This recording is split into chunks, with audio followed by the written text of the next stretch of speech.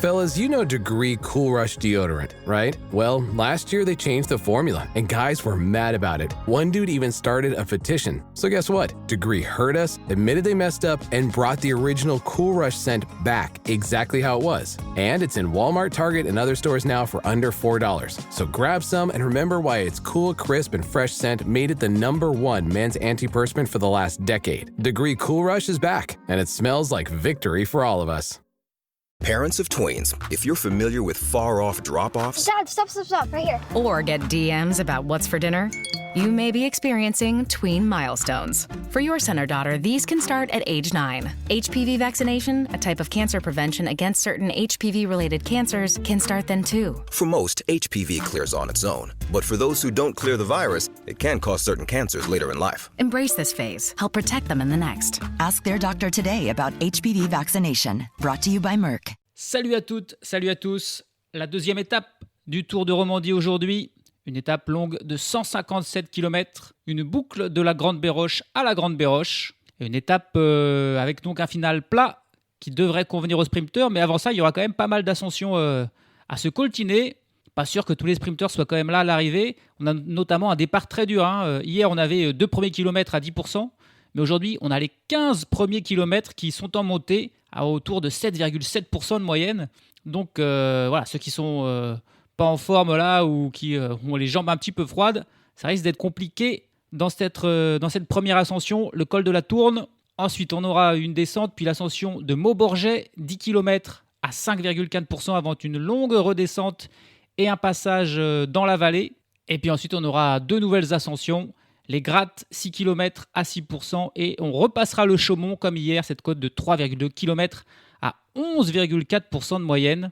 Ça sera à 50 km de l'arrivée. Et à partir de là, on aura 20 km de descente, puis 30 km de plat. Donc certes, le final est complètement plat, mais il faudra avoir passé les différentes difficultés qui ne sont pas des petites difficultés. Ce n'est pas des petites collines, c'est quand même des beaux pourcentages sur des distances assez importantes. Donc il pourrait y avoir du grabuge. Est-ce que les sprinteurs seront là au final? Est-ce que les Mathieu Brennan, vainqueurs hier, les Pavel Bittner, les Stanislav Anielkowski, les Milan Menten seront là? Le duo Amaury Capio, Clément Venturini de l'Arkea BNB Hotel, Campbell Stewart de la Jayco Alula, Henry Hulig et Stan Van Triert de la Pessine de Koenig. Voilà le genre de coureurs qui pourraient s'imposer aujourd'hui s'ils parviennent à franchir les différentes montagnes, ascensions de la journée. Allez, c'est parti. Chute de Bellocchi, juste devant Armstrong qui est parti dans le terrain. Et attaque de Pierre Roland. Voilà ce que nous disons depuis le début de ce Tour de France. Une chute terrible. Christopher Froome à pied. Mais quelle image du Tour. On n'a jamais vu ça. 100% cyclisme, le podcast du vélo en direct. Ça va Marion? Désolé. Les 3 premiers kilomètres sont en fait plats et c'est seulement après ces 3 premiers kilomètres qu'on va commencer l'ascension du col de la Tourne. Et c'est 8% de moyenne. C'est sûrement là que l'échappée devrait se dessiner aujourd'hui. À noter qu'on a un coureur non partant, un coureur qui n'a pas pris le départ. C'est le coureur de la Jayco Alula, le Danois Anders Foldager. Allez, les 4 premiers attaquants du jour, on retrouve, et c'est logique, Ben Svioff, celui qui porte le maillot de meilleur grimpeur sur les épaules. Il est accompagné de Sylvain Dillier, qu'on a déjà vu aussi, lui à l'avant hier. Il y retourne aujourd'hui, en tout cas il y essaye, avec Luc Plapp, le coureur de la Jayco Alula. Attention, Luc Plapp, ça pourrait être un danger. Ils sont aussi accompagnés par un coureur de la Tudor, là c'est Roland Talman. Voilà les 4 premiers attaqueurs qui ont réussi à s'extirper du peloton. Il y a un autre coureur, un coureur de la Groupama FDJ, qui tente de les rejoindre en contre. Il est parti un petit peu après. C'est Stefan Kung qui tente d'y aller. Ouais, aujourd'hui, pourquoi pas. Une échappée, vraiment avec ce profil montagneux, le final plat. Est-ce que ça pourrait correspondre à une échappée qui va au bout? Si elle est suffisamment puissante, ça pourrait marcher. C'est pour ça que Stefan Kung tente le coup. Ça attaque, il y a beaucoup d'attaques. Ça attaque un peu de partout. Il y a d'autres coureurs qui veulent se mêler à cette échappée. C'est pas fait encore. Là, hier, ça s'était fait directement. Là, ça se bataille un peu plus. 2 autres coureurs qui tentent de sortir. On a Michael Lennard pour l'Ineos Grenadier, Archie Ryan pour l'IF Education Easy Post qui tente lui aussi de y aller. Allez, on est parti depuis 5-6 km et on a 6 hommes devant puisque Stefan Kung et Archie Ryan ont réussi à rejoindre le quatuor de tête, mais pas Michael Lennard qui lui a été repris par le peloton. On a donc Luc Plapp, Ben Svioff, Sylvain Dillier, Roland Talman, Stefan Kung et Archie Ryan qui sont en tête pour l'instant avec 3 Suisses. 3 Suisses dans ce groupe. Mais l'écart avec le peloton n'est pas grand, ils n'ont que 25 secondes d'avance. C'est donc pas encore fait, alors qu'on est désormais dans cette ascension du col de la Tourne. On monte à grande vitesse. On a Raúl García Pierna et Julien Bernard qui tentent de sortir à leur tour. Mais en fait, ils vont ramener tout le monde, j'ai l'impression, sur les hommes de tête. Et ça va se regrouper. Le peloton qui est désormais de nouveau couplé. Le rythme qui est très fort dans cette ascension. Et on voit des coureurs à l'arrière qui sont vraiment en difficulté. On apprend même déjà l'abandon d'un coureur. Et c'était un potentiel favori aujourd'hui. Henry Hullig, le sprinter allemand de l'Alpecin de Koenig. Voilà, clairement, il a vu le rythme partir dans cette ascension. Et il n'a pas pu suivre. Il abandonne dès les 10 premiers kilomètres. Là, c'est quand même assez rare pour être signalé. Et on voit l'ancien leader, là, Samuel Watson, le deuxième du classement général, qui est en difficulté lui aussi, à l'arrière du peloton. Et Mathieu Brennan aussi. Mathieu Brennan qui est en train de lâcher. Oh là là, ouais, mais ça va tellement vite. C'est pentu, hein, c'est 8% de moyenne sur 10 km. Là, donc forcément, Mathieu Brennan, là, il est en train de souffler. Il est en train d'être distancé par le peloton. C'est inattendu. Alors que devant, Ben Zuhoff, il est lui surmotivé. Il en remet une. Il est reparti là, accompagné de Hugh Carty, le coureur de l'IF Education Easy Post. Ça aussi, c'est un bon coureur, Hugh Carty. Ils ont repris un petit peu d'avance, ces deux-là, sur le peloton, alors que derrière, hein, Mathieu Brennan est bel et bien lâché, tout comme Samuel Watson. On a encore une attaque là avec Julien Bernard de la Lidl Trek. Tiens, il a attaqué tout à l'heure. Il réessaye de nouveau. Tout à l'heure, ça n'a pas marché. Il a juste ramené le peloton avec lui. Cette fois-ci, il arrive à faire un petit écart. Un coureur de la Jayco Alula qui va à son tour. C'est plein de petites initiatives individuelles avec Asbjørn Elmose, le Danois, qui s'y essaye à son tour. Et encore des coureurs qui sortent là. Rémi Rochas pour la Groupama FDJ. Raúl García Pierna qui avait lui aussi attaqué tout à l'heure avec Julien Bernard pour l'Arkea BNB Hotel, qui sort de nouveau. C'est décousu. L'échappée pas du tout encore faite. Hein. C'est pas rien de définitif du tout. Les écarts sont moindres. Et le peloton qui est vraiment étiré. Il y a encore des coureurs à l'arrière qui lâchent. On apprend même deux nouveaux abandons avec Jan Christen, le jeune Suisse de la Team Emirates. Bon, il était clairement malade, hein, Jan Christen, parce que normalement, c'est un très très bon coureur. Il abandonné comme ça, là, c'est pas normal. Il n'est pas bien, Jan Christen, il abandonne. Et puis un sprinter, plutôt un équipier pour Mathieu Brennan. Daniel Maclay pour la Visma Lease Bike qui abandonne à son tour. Elle fait des dégâts terribles ce début d'étape. On est parti depuis à peine 10 km. Il y a déjà eu 3 abandons et des coureurs de lâcher. Et encore un coureur bien classé dans le classement général qui est là distancé. Là, on le voit, c'est Artem Schmidt de l'Ineos Grenadier qui est distancé à son tour. Après, on est en tout début d'étape. Donc voilà, si tout le monde se regroupe et forme un groupe étau et commence à travailler ensemble pour revenir sur un peloton, ils peuvent encore revenir évidemment bien avant la fin, puisqu'on commence juste l'étape, mais il y aura encore des difficultés bien sûr. Mais là, le rythme est tellement soutenu que peut-être les sprinteurs se disent je ne vais pas m'épuiser, je vais y aller à mon rythme, et quand la course se sera calmée, on essaiera de revenir. C'est sûrement ça la stratégie là pour tous ces coureurs. Allez, et on arrive au sommet du col de la Tourne et c'est Ben Zuhoff qui vient passer en tête. Il a fait un petit écart avec Hugh Carty qui le devance. Derrière, on a les autres coureurs partis en contre, Julien Bernard, Rémi Rochas, Raúl García Pierna qui suivent. À quelques dizaines de secondes derrière, ils vont tenter de revenir. Alors que dans le peloton, on a même vu une accélération de Remco Evenepoel. Probablement, peut-être pas pour prendre l'échappée, mais juste, il se dit, si on arrive à lâcher tous les sprinteurs, qui sait si pour lui, l'arrivée sur un final plat avec son bon punch, il pourrait peut-être en profiter pour chipper la victoire. Remco Evenepoel, il a continué à accélérer et à mettre un go rythme pour lâcher le plus de sprinteurs possible. Alors que devant, Hugh Carty a rattrapé, puis a lâché Ben Zuhoff. Il a continué son effort. Ben Zuhoff, lui, ça lui a fait mal, cette dernière accélération. Il a besoin de reprendre son souffle. Il est rejoint par Julien Bernard et Raúl García Pierna dans le peloton. Il y a encore des coureurs qui tentent de sortir. On a le Wele Agos Bere, le coureur de la Jayco Alula, l'Éthiopien, qui sort à son tour. L'échappée, les hommes de tête sont à quoi, 1 minute devant. Donc il y a encore peut-être moyen de les rattraper. Encore des coureurs dans le peloton qui attaquent. On est dans la descente désormais. Jørgen Nordhagen de la Visma Lease Bike. Nelson Oliveira pour la Movistar qui tente de sortir. Ça commence à être un petit peu tard. Hugh Carty, lui, tout seul devant. Et il coupe un petit peu son effort. Il attend que les autres lui reviennent dessus. Derrière, on a Bere, l'Éthiopien, qui a rejoint Julien Bernard, Ben Zuhoff et Raúl García Pierna. Et a priori, du coup, les 5 hommes vont tous se rejoindre dans cette descente avant la prochaine ascension. On a donc un groupe de 5 hommes en tête là, avec 1 minute et 25 secondes d'avance sur le peloton, duquel n'ont pas réussi à sortir Oliveira et Nordhagen finalement, alors que Rémi Rochas et Asbjørn Elmose, qui eux aussi étaient sortis à peu près en même temps que Julien Bernard et Raúl García Pierna, finalement ils ont lâché là. et vont eux aussi être repris par le peloton. Ils ne seront pas dans l'échappée. L'ascension de Mauborger, 10 km à 5% de moyenne. 5 hommes en tête, Ben Svioff, Vélé, Agos, Béré, Julien Bernard, Hugh Carty et Raúl Garcia Pierna, un Allemand, un Éthiopien, un Français, un Britannique et un Espagnol. Pas de Suisse finalement, il y avait 3 Suisses au début dans la première tentative d'échapper, là il n'y en a plus un. L'écart qui ne grandit pas, l'écart qui ne grandit pas, toujours 1 minute 20 alors qu'on s'approche du sommet de Mauborger. Et c'est encore une fois Ben Svioff qui va passer en tête. Il devance cette fois-ci Julien Bernard, Hugh Carty. Et là, il commence à prendre beaucoup de points. Au classement de la montagne, Ben Svioff, il a 46 points. Ça devient déjà très intéressant pour garder ce maillot, peut-être pas jusqu'au bout, mais pourquoi pas, puisque c'est pas un mauvais grimpeur du tout. En plus, Ben Svioff a vraiment pris une belle option. Les autres ne lui ont pas vraiment disputé ces points-là. Désormais, on va voir une phase de course un peu de transition, une longue descente, et puis ensuite on a 30 km de plat avant d'atteindre la prochaine ascension, celle des grattes, 6 km à 6%. Mais les échappés, avec seulement 1 minute 15 d'avance, ont du souci à se faire pour tenter d'aller loin. Le peloton qui roule fort, parce que derrière, il y a des coureurs importants lâchés. On a notamment Matthew Brennan, Samuel Watson et Arten Schmidt, qui sont tous les 3 dans les 5 premiers du classement général. Donc forcément, c'est intéressant d'essayer d'empêcher leur retour. 82 km de l'arrivée, 1 minute et 45 secondes d'avance pour les 5 hommes de tête. L'écart qui monte... très peu, il a atteint juste les 2 minutes, mais là il est de nouveau en train de rediminuer. Étonnamment, dans le peloton, c'est la Soudal Quick-Step qui roule. Pourquoi la Soudal Quick-Step roule? Alors, on a vu Remco Evenepoel carrément attaquer tout à l'heure, donc on s'est dit qu'ils avaient des ambitions pour la victoire d'étape, mais là, les coureurs commencent à revenir de l'arrière.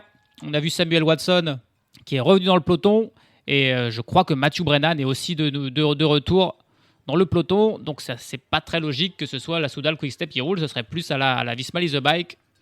Mais pour l'instant, c'est la Soudal Quick-Step qui se charge à elle seule de la poursuite. Dans l'échappée, il y a des coureurs bien placés. Il y a 2 coureurs qui sont bien classés. C'est l'Espagnol Raúl Garcia Pierna qui est à 16 secondes de Matthew Brennan et Julien Bernard est lui à 19 secondes. Et ah oui, voilà, ça, c'est confirmé. Il est là, on le voit. Matthew Brennan est bel et bien de retour dans le peloton. Le leader du classement général. La plupart des coureurs donc lâchés sont en train de revenir, à part ceux qui ont abandonné. Tous les autres vont revenir. Là, ils profitent de ce passage plat pour se regrouper après un début d'étape vraiment intense. Allez, vu que là c'est plus calme, on va pouvoir faire un focus sur un coureur. On va s'intéresser aux Français de cette échappée, Julien Bernard. Carrière intéressante. Il a passé toute sa carrière en fait à la Trek Segafredo, devenue Lidl Trek. Il n'a jamais couru dans une équipe française alors qu'il a 33 ans. Il est donc expérimenté. Il a rejoint cette équipe en 2015 et il y est toujours resté toute sa carrière en World Tour dans cette équipe américaine de la Lidl Trek, donc désormais pour Julien Bernard. Un parcours donc assez différent des autres coureurs français et dans sa carrière, malgré 33 ans, une seule victoire dans sa carrière. C'était en 2020, une étape du Tour des Alpes-Maritimes et du Var, parce que Julien Bernard, c'est tout simplement ce qu'on appelle un équipier de luxe. Si la Lidl Trek l'a gardé aussi longtemps, c'est parce qu'il fait le boulot pour les autres en fait. C'est vraiment son travail, c'est pas de gagner, c'est de faire gagner les autres. Julien Bernard, donc une seule victoire dans sa carrière. Il est passé pas loin aussi du titre de champion de France. Il a terminé 2e l'an passé, 3e il y a 2 ans, alors qu'il est le seul Français dans son équipe. Donc c'est évidemment très dur. Au championnat de France, vous avez la Groupama ou la Decathlon qui ont 8 coureurs et vous êtes tout seul. Et à chaque fois, il reste sur 2 podiums quand même. C'est assez beau de la part de Julien Bernard. 10 grands tours à son actif. Il a fait 4 fois le Tour de France, 2 fois le Giro et 4 fois la Vuelta. Il allait chercher une 6e place sur une étape de la Vuelta en 2023. C'est son meilleur classement sur une étape. Classement général, l'an passé, il a quand même fait 22e du Tour de France. C'est quand même pas mal. Un top 25 là pour Julien Bernard à 32 ans sur le Tour de France. C'est quand même joli. Et puis, il a fait 10 tours, donc 10 grands tours, il les a toujours finis. Jamais abandonné, ça c'est aussi une preuve de sa régularité à Julien Bernard, qui est sa grande force. Il a fait 7 Liège-Bastogne-Liège et 5 Tours de Lombardie. C'est les seuls monuments auxquels il a participé, il n'a jamais fait les autres. Il n'a jamais fait mieux qu'une 49e place sur Liège-Bastogne-Liège en 2022, mais encore une fois, à chaque fois, il était sur ces monuments pour travailler, pour Mats Pedersen notamment. Cette saison, on l'a vu sur l'Étoile de Bessèges, sur le Tour de la Provence, sur Paris-Nice. Pas trop de résultats et on l'a même rarement vu prendre l'échappée. C'est la première fois de la saison qu'il prend une échappée. Julien Bernard, il est devant aujourd'hui. Malheureusement, vu le rythme mis par le peloton et par la Soudal Quick-Step pour éviter que cette échappée prenne trop le large, ça sent compliqué pour aller au bout, d'autant plus que les difficultés les plus importantes sont passées désormais, elles étaient au début. Il reste plus que le Chaumont quand même, 3 km à 11% qui est vraiment difficile. Mais avec les 50 derniers kilomètres sur le plat et en descente et l'écart qui n'est donc inférieur à 2 minutes, ça sent très compliqué pour l'échapper. Hugh Carty qui accélère dans cette ascension, dégrade désormais la 3e du jour, 6 km à 6% de moyenne. Et il n'y a que Julien Bernard qui peut le suivre. C'est le meilleur grimpeur, c'est normal. Hugh Carty, ancien 3e de la Vuelta. Et Benzioff, il s'est garé. Benzioff, il n'a pas suivi. On a Wele Béré et Raúl Garcia Perna qui continuent leur effort, même s'ils ont été légèrement distancés par le duo Bernard-Garty. Mais Benzioff, lui, il ne prendra pas d'autres points aujourd'hui pour le classement de la montagne. Il est passé en tête des 2 premières difficultés. Ça lui fait 20 points de plus. Derrière, le peloton qui continue son rythme terrible, ça lâche de partout. Et c'est la Soudal Quick-Step qui continue. Est-ce qu'ils préparent une attaque de Remco Evenepoel ? Je ne comprends pas ce qu'ils font là. Et on voit Sam Watson de nouveau lâcher. Et c'est pas le seul. Il y a des dizaines de coureurs qui sont distancés par ce rythme mis par la Soudal Quick-Step dans cette ascension. Il semblerait que Mathieu Brennan est de nouveau distancé. Ouais, il est là dans ce petit groupe avec Samuel Watson, justement. Alors, autant tout à l'heure, il y avait du temps pour revenir. Là, on est à 71 km de l'arrivée. Et le rythme ne va pas forcément se calmer d'ici l'arrivée. Et notamment qu'il y aura encore une terrible ascension avec celle de Chaumont. Hier, les coureurs l'ont passé assez tranquillement. Ils l'ont monté sans forcer le rythme. Il est possible que ce soit assez différent aujourd'hui. 1 minute d'avance pour Hugh Carty et Julien Bernard sur le peloton, emmené par l'équipe Soudal Quick-Step qui a un plan en tête. On ne sait pas encore c'est quoi, mais il y a un plan là. C'est pas très simple parce qu'il vient de faire Julien Bernard. Il n'a pas passé un coup de pédale dans l'ascension. Il a laissé Hugh Carty travailler. Et il a juste sauté au sommet pour prendre les points au sommet. Clairement dans le but de juste pour les points, même pas prendre un relais. Je suis pas sûr que Hugh Carty ait bien apprécié ça. Mais bon. En tout cas, Hugh Carty, il a fait du bon boulot parce qu'il a repris du temps sur le peloton. 1 minute 50 d'avance désormais. Derrière le peloton, on n'est plus que de 60, 70 hommes. Il y a vraiment du monde en moins. On a vu Artem Schmidt de nouveau être lâché. Derrière, Benzioff a réussi à revenir sur Béré et Garcia Pierna. Ils sont tous les 3 ensemble. Et ils vont arriver aussi au sommet. Et c'est probablement Benzioff qui a passé là. On va le voir en 3e position. C'est bien Benzioff qui passe 3e. Et qui prend un petit point de plus. Ils sont en tout cas loin des 2 autres. Ils sont à 1 minute et 25 secondes derrière le duo Carty-Bernard. Ils vont donc être repris par le peloton pendant l'ascension de Chaumont ou même avant, parce qu'on a encore une quinzaine de kilomètres là avant d'attaquer la dernière ascension du jour, cette terrible côte de Chaumont de 3 km à plus de 11% de moyenne avec des passages à plus de 20%. Le trio Béré, Garcia Pierna, Zvioff qui vient d'être repris par le peloton à 60 km de l'arrivée. On n'a donc plus que Hugh Carty et Julien Bernard devant. Julien Bernard qui ne travaillait pas, j'ai dit sur l'ascension, mais là, sur la partie plus plate, il travaille, il prend ses relais et il est même passé en tête au premier sprint intermédiaire du jour pour prendre 15 points dans ce classement du meilleur sprinter. Mais ni l'un ni l'autre ne sont vraiment intéressés par ce classement. L'écart qui est de 2 minutes entre le Français et le Britannique avec le peloton. C'est parti pour la côte de Chaumont et ses 3 km à 12% de moyenne, des passages à plus de 20%. Les 2 hommes de tête, Hugh Carty et Julien Bernard, n'ont plus qu'1 minute d'avance sur le peloton, toujours mené par la Soudal Quick-Step avec un gros travail notamment de Peter Seri. On a vu le groupe de Mathieu Brennan. On retrouve également Samuel Watson et Pavel Bittner qui étaient à une trentaine de secondes derrière le peloton principal. Ils n'ont pas réussi à rentrer a priori donc avant la montée de Chaumont.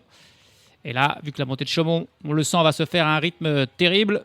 Du côté de la Soudal Quick-Step, ça va être compliqué vraiment pour ce groupe et pour Mathieu Brennan de rentrer et d'avoir une chance de victoire aujourd'hui. Alors que pourtant, c'était un final qui était parfait pour Mathieu Brennan. Rien n'est fait, on est à tout pile à 50 km de l'arrivée. Et là, on est curieux de voir ce qui va se passer dans cette côte de Chaumont. Parce qu'on va avoir une attaque de Remco Evenepoel. Son équipe a travaillé comme des malades toute la journée. Et ça lâche pour Julien Bernard. Là, dès que les pourcentages ont recommencé, il n'a pas pu suivre le rythme de Hugh Carty qu'il a déposé. En désormais, le coureur de l'IF, le Britannique Hugh Carty, seul en tête avec 50 secondes d'avance sur le peloton qui est mené par Maury Van Sevenant désormais. Peter Seri a fini son travail et là, sur ces parties plus pendues, c'est Maury Van Sevenant. Il y a encore William Junior Le Cerf comme équipier pour Remco Evenepoel.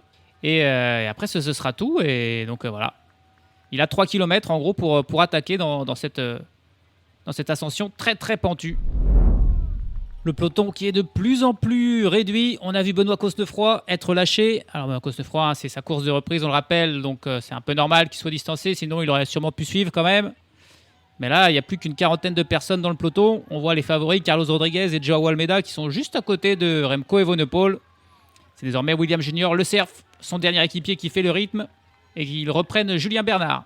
À l'instant, il n'y a plus que Hugh Carty, donc seul devant, avec 30 secondes d'avance sur un peloton qui n'est plus vraiment un peloton. Ah ouais, mais 40, mais pas du tout, ils sont pas 40, ils sont plus que 15 même. C'est pas l'attaque de Remco, c'est vraiment au rythme qu'il a distancé tout le monde. Clément Venturini qui s'est accroché jusque-là est en train d'être lâché à son tour. Ivo Oliveira, le 3e du classement général, qui lâche également. Côté français, il me semble que je vois encore de la Groupama, c'est David Gaudu qui doit toujours être là dans ce petit groupe. Lenny Martinez aussi.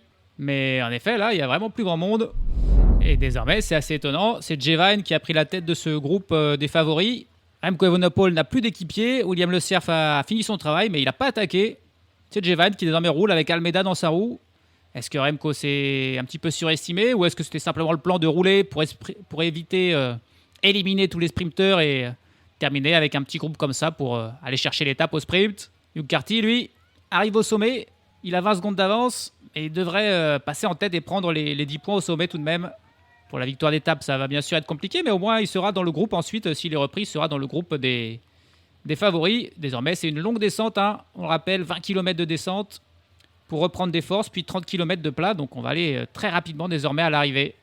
Ça y est, à l'instant, Hugh Carty qui passe en tête. Et derrière, voilà, l'attaque de Remco Evenepoel, elle est vraiment juste au sommet. Il a attendu les 50 derniers mètres pour venir. Il a Almeida, Only dans sa roue, Jevine, Juan P. Lopez semble avoir suivi aussi. Mais c'était un petit peu tard. Et derrière, il se continue son effort, mais il a des coureurs dans sa roue. Il n'a pas réussi à faire de différence. Il semble que Lenny Martinez est aussi juste là en 7-8e position. Il y a 4-5 coureurs qui reviennent. Et Evenepoel qui directement là, hop, rattrape Hugh Carty. Mais alors comment ça va se jouer maintenant? Il n'y a que les leaders en tête. Est-ce qu'ils vont s'entendre entre eux? Est-ce qu'ils vont un petit peu se regarder? Ça va être intéressant. Il reste donc encore 47 km.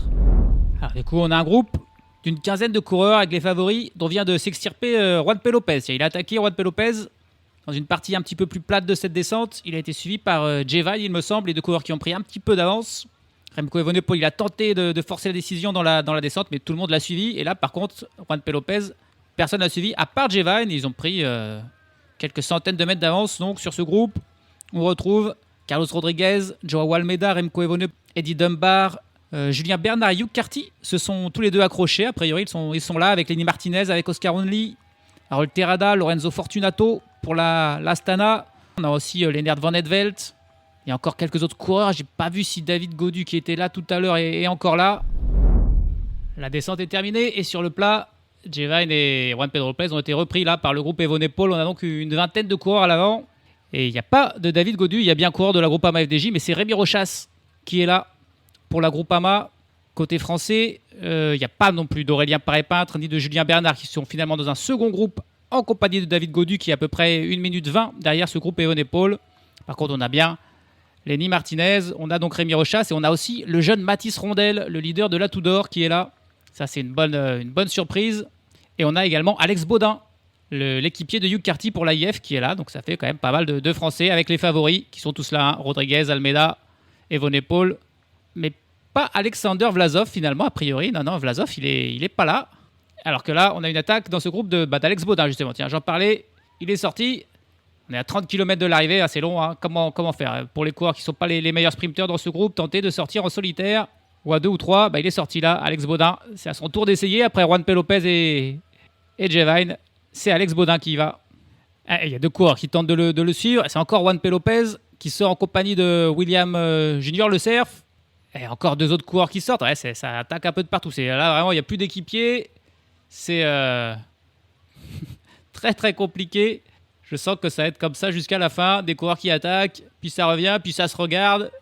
Allez, Juan P. Lopez et William Junior Le Cerf qui rejoignent plutôt Alex Baudin juste au moment où il passe sur le second sprint intermédiaire du jour. Alors là, les sprints, je peux vous assurer que ça ne les concerne pas du tout.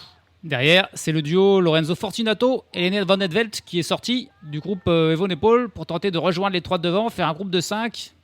Et à 5, peut-être il pourrait résister aux 15 de derrière si ça ne s'organise pas. Et il n'y a pas d'organisation derrière, hein. Il n'y a pas d'organisation. Et les 5 coureurs qui se sont rejoints, Fortunato et Van Etvelt, ont réussi à revenir sur Baudin, Le Cerf et Juan P. Lopez. Alors qu'il passe à l'instant sur ce fameux sprint du meilleur combatif là.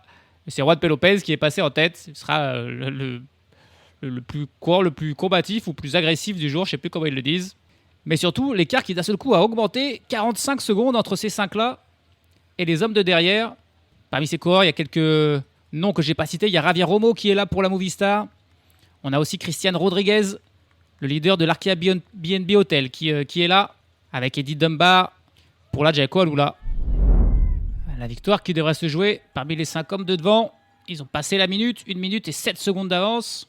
Et derrière, le groupe des favoris où ils sont 13. 13 coureurs.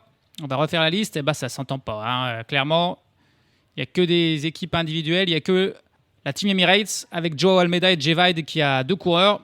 Ça devrait être à eux de travailler.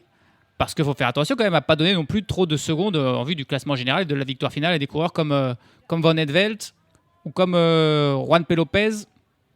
Au classement général, pour l'instant, ce sont Alex Baudin et Lennart Van Etvelt qui sont les mieux classés avec 15 secondes de retard sur Mathieu Brennan. Junior Le Cerf est à 18 secondes, Juan P. Lopez à 26 secondes et Fortunato à 38 secondes. Donc voilà, avec 1 minute d'avance, ils auraient quand même un petit matelas, même si l'étape de samedi est évidemment très dure, les écarts seront grands, mais avec un maillot de leader, on sait que parfois les coureurs se surpassent. Donc il faut faire attention. Pour les coureurs de derrière, où on retrouve donc Carlos Rodriguez pour l'Ineos, Joao Almeida et Jevine pour la Team Emirates, Remco Evenepoel pour la Soudal Quick-Step, mais il a son équipier Junior Le Cerf dedans.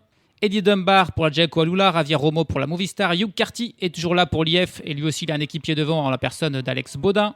Lenny Martinez est là pour la Bahrain Victorious, Oscar Only pour la Team Picnic PostNL, Rémi Rochas pour la Groupama FDJ, Harold Terrada pour l'Astana avec Lorenzo Fortunato, son équipier devant, Christian Rodriguez pour l'Arkea BNB Hotel et Mathis Rondel pour la Tudor. Voilà les 13 coureurs qui sont à la poursuite des 5 de tête. Junior Le Cerf, Juan P. Lopez, Alex Baudin, Lorenzo Fortunato et Lennart Van Etvelt. On est à 12 km de l'arrivée et l'écart qui continue de grandir. 1 minute et 15 secondes d'avance pour ces 5-là.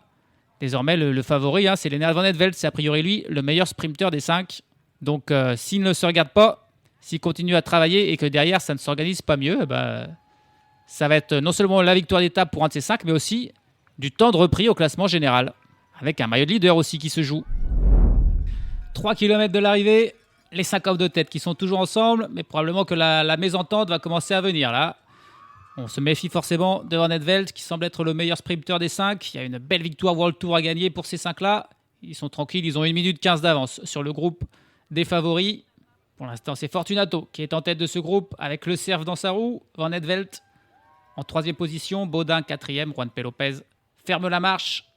Mais ça commence à se jeter des petits coups d'œil, ça se regarde, ça roule encore. Ça passe des relais, mais ça se regarde quand même. Ça se retourne beaucoup, on se méfie, on a peur d'une attaque de loin.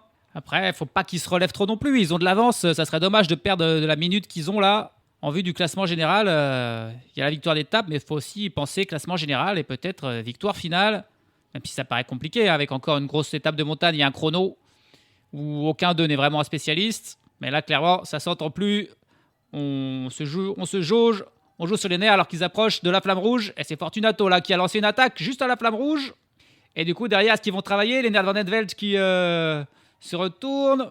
Et forcément, Van Etvelt, c'est le meilleur sprinter. Donc, c'est un petit peu à lui que revient l'idée de la responsabilité de le rattraper. Mais Fortunato, il est bien sorti. Il a peut-être fait le move victorieux. Allez, finalement, réaction de Juan P. Lopez qui attaque à son tour. Parce que là, c'était vraiment dangereux. Mais il a fait une belle écart, Fortunato. Juan P. Lopez qui a Van Etvelt dans sa roue. Le Cerf derrière, Baudin qui ferme la marche, 500 mètres de l'arrivée. Il faut y aller. Eh oui, ça y est, c'est Van Etvelt qui y va parce que là, il s'inquiète, 500 mètres de l'arrivée. Fortunato est 200 mètres devant. Est-ce que ça va être une victoire pour l'Italien là, de l'Astana? Il est sorti au bon moment, 150 mètres. Lennart Van Etvelt qui tente de revenir. Mais là, ça semble bon, ça va être la victoire pour Lorenzo Fortunato qui a été le plus malin. Il a attaqué au parfait moment et il s'impose. Devant finalement Alex Baudin qui vient faire 2e et Le Cerf 3e, Van Etvelt 4e, Juan P. Lopez 5e. Et c'en est parfaitement sorti Lorenzo Fortunato. Une attaque, en plus, il était en tête du groupe quand il a attaqué, donc on ne peut pas dire qu'il a attaqué derrière, qu'il les a surpris. Mais il a fait un écart et ensuite, on a un petit peu laissé Lennart Van Etvelt faire le travail, sauf qu'il ne l'a pas vraiment fait. Et du coup, ça a permis à Fortunato de prendre l'écart suffisant. Et derrière, je pense qu'Alex Baudin, en faisant deuxième, va s'emparer du maillot de leader grâce aux bonifications. Il était devant Lorenzo Fortunato. Je pense qu'Alex Baudin va être le nouveau leader. Et derrière, c'est le groupe qui arrive. Et c'est Remco Evenepoel qui fait le sprint pour le groupe des favoris et qui vient prendre la 6e place sans faire d'écart. Toutefois, tout le monde arrive grouper les 13 coureurs, à part peut-être Hugh Carty, je crois, qui a lâché quelques secondes dans le final. Évidemment, lui qui a été échappé, il a eu du mal à suivre jusqu'au bout. La victoire surprise de Lorenzo Fortunato, une étape très étonnante, hein, vraiment. Et là, on a le groupe débattu qui arrive, mais finalement qui n'aura pas perdu tant de temps que ça. Un groupe d'une trentaine de coureurs qui arrive. On retrouve David Gaudu et probablement Alexander Vlasov aussi, parmi les coureurs dont on attendait mieux. Astana qui continue d'engranger des points pour se maintenir en World Tour la saison prochaine. Et franchement, ils font un magnifique boulot. Ils ne gagnent pas souvent, ils sont souvent placés avec Champoussin, avec Terrada, avec Simone Velasco qu'on voit toujours faire les sprints derrière les vainqueurs en général. Et bien là, c'est la victoire pour Astana et pour Fortunato. À 28 ans, l'Italien Lorenzo Fortunato remporte la 6e victoire de sa carrière et sa 2e en World Tour puisqu'il avait remporté une étape sur le Giro en 2021. Et donc désormais, avec cette étape sur le Tour de Romandie, c'est sa 2e en World Tour. Sa dernière victoire tout court remonte à 2023 et le classement général du Tour des Asturies. C'est donc vraiment un gros moment et une belle victoire pour Fortunato qui termine avec 2 secondes d'avance au final sur Alex Baudin, Junior Le Cerf, Lennart Van Etvelt et Juan Pedro Lopez. Le groupe des favoris termine à 56 secondes avec Remco Evenepoel qui prend la 6e place devant Harold Terrada, Javier Romo, Christian Rodriguez et Eddie Dunbar. Dans ce groupe, on retrouve notamment Joao Almeida, Carlos Rodriguez, des grands favoris du classement général, ainsi que les Français Lenny Martinez, Rémi Rochas et Mathis Rondel. Et puis, à 1 minute 15 derrière le vainqueur Lorenzo Fortunato, et donc seulement à 20 secondes du groupe Evenepoel, on retrouve ceux qui à un moment étaient vraiment distancés, lâchés. Ils avaient plus d'1 minute de retard. Ils ont beaucoup travaillé sur les 30 km plats dans le final pour revenir à seulement 20 secondes d'Evenepoel et d'Almeida, et donc d'être toujours dans le coup. C'est le groupe où on retrouve Alexander Vlasov, David Gaudu, Aurélien Paré-Peintre, Clément Champoussin, Jesus Serrada, Sergio Higuita ou encore Geraint Thomas, Ion Izagirre, Jack Egg, Luke Plapp, voilà tous les coureurs qui auraient pu perdre gros aujourd'hui et qui finalement s'en sortent pas mal. Par contre, derrière ce groupe d'une trentaine de coureurs, il n'y a plus personne. Tous les autres sont à plus de 8 minutes. Ça, c'est tous des coureurs qui ne se battront pas pour le classement général, mais il n'y a aucun vraiment grand favori qui se retrouve dans ces groupes-là. On a Lennart Kamna de la Lidl Trek qui n'est pas dans le coup, pas plus que Matteo Sobrero. Puis surtout, on retrouve Mathieu Brennan, 88e à 11 minutes et 46 secondes. Ou encore Samuel Watson, le vainqueur du prologue, 121e à 18 minutes et 23 secondes. Et puis, coup dur pour Amaury Capio, qui termine dernier du jour à 28 minutes et 51 secondes seulement. Il y a des délais. Et les délais, ils étaient en 28 minutes et 10 secondes. Il termine donc 41 secondes trop tard.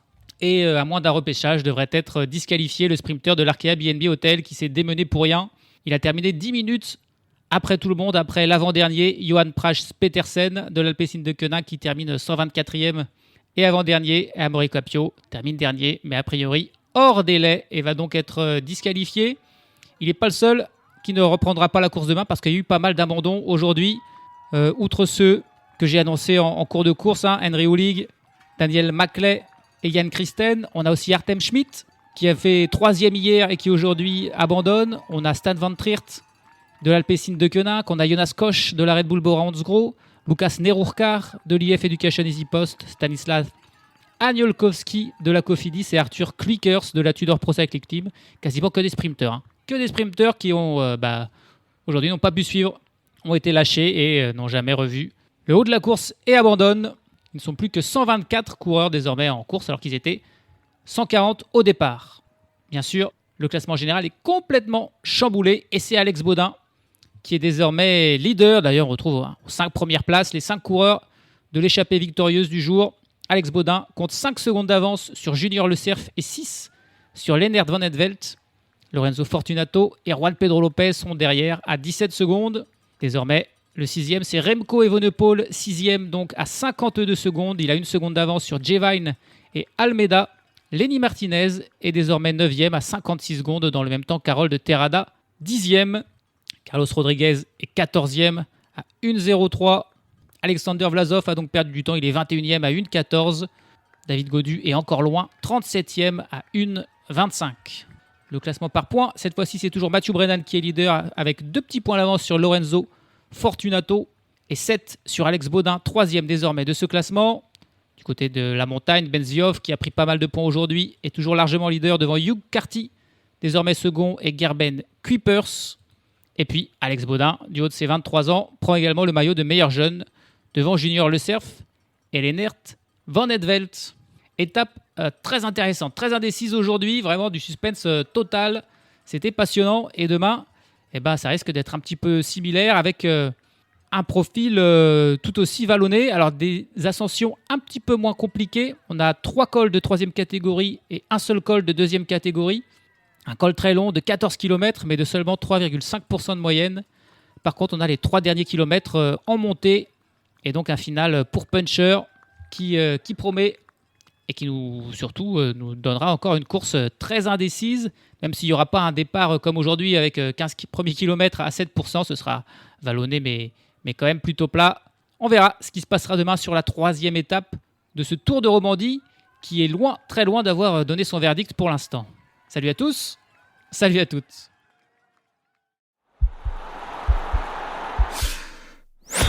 This podcast is part of the Sports Social Podcast Network.